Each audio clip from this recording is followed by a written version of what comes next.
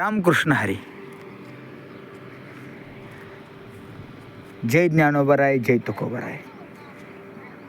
अनेक संत महात्म्यांच्या पदस्पर्शाने पावन झालेली ही महाराष्ट्र भूमी आणि या महाराष्ट्रामधलं ऐतिहासिक ठिकाण सुंदर असं गंगेच्या तीरावरती वसलेलं, म्हणजेच इकडून निरा आणि इकडून भीमा या दोन नद्या अगदी ओथंबून वाहत आहेत आणि या ठिकाणी संगम झालेला आहे.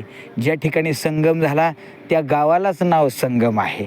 आणि इथं संगमावरचं गाव म्हणजे दुसरं निरा नरसिंहपूर.